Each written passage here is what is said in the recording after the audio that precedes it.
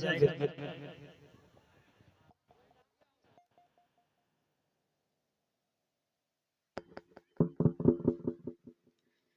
الحمد لله الذي كفى والصلاة والسلام على سيد المرسلين وعلى آله وصحبه أجمعين. أما بعد، قال الله تبارك وتعالى: قل هل يستوي الذي لا يعلم والذي لا يعلمون. جناب صدر مہمان، خصوصی اور عزیز ساتھیوں، آج کی جلسے میں میری تقریر کا عنوان ہے علم و ذکر کی اہمیت و فضیلت.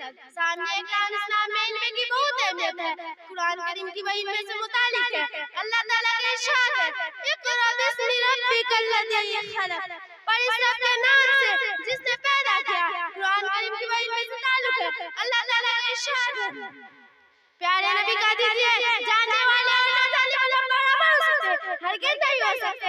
علم کے ذریعے اپنے خالق و مالک کی پہچان ہوتی ہے. بغیر علم کو اپنے خالق و مالک کو پہچان نہیں سکتا. علم دین حاصل کرنے والے کو اس امت پر فرض کیا گیا ہے. حضور صلی اللہ علیہ وسلم نے ارشاد فرمایا: علم کا حاصل کرنا ہر مسلمان پر فرض ہے. حضرات، قرآن و حدیث میں علم اور علم حاصل کرنے والے کی بڑی فضیلتیں بیان کی گئی ہے. حضرت ابو درداء رضی اللہ عنہ کہتے ہیں: میں نے حضور صلی اللہ علیہ وسلم کو ارشاد فرماتے سنا ہے: جو شخص علم حاصل کرنے کے لیے نکلتا ہے، اللہ تعالیٰ اس کے لیے جنت کا راستہ آسان کر دیتے ہیں اور فرشتہ اس کے اس علم سے خوش ہو کر اس کے لیے اپنا پر بچھاتے ہیں. طالب علم کے لیے آسمان و زمین اور ساری مخلوقات اور مچھلیاں جو پانی کے اندر ہے سب کی سب دعائیں مغفرت کی کرتے ہیں. حضرات، ان میں سے اللہ تعالیٰ کا دھیان نصیب ہوتا ہے، اللہ تعالیٰ کی پہچان ہوتی ہے اور اللہ تعالیٰ سے تعلق پیدا ہوتا ہے اور عبادت مزہ آتا ہے اور اللہ کا نام لینے میں مزہ آتا ہے.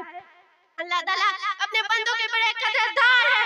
ایک حدیث قسم ہے، اللہ تعالیٰ نے فرمایا: جب بندہ مجھے یاد کرتا ہے تو میں اس کے ساتھ ہوتا ہوں، اور مجھے دل میں یاد کرتا ہے تو میں بھی اس کو اپنے دل میں یاد کرتا ہوں، اور مجھ میں یاد کرتا ہے تو میں بھی اس کو اپنے مجھ میں یاد کرتا ہوں، اور مجھ میں یاد کرتا ہوں. اور وہ میری طرف ایک پاس بڑھاتا ہے تو میں اس کے طرف ایک ہاتھ بڑھاتا ہوں، اور وہ میری طرف ایک ہاتھ بڑھاتا ہے تو میں اس کے طرف دو ہاتھ بڑھاتا ہوں، اور وہ میری طرف چل کے آتا ہے تو میں اس کے طرف دوڑ جاتا ہوں. اللہ تعالیٰ ہم سب کو علم دین حاصل کرنے کی توفیق عطا فرمائے. آمین.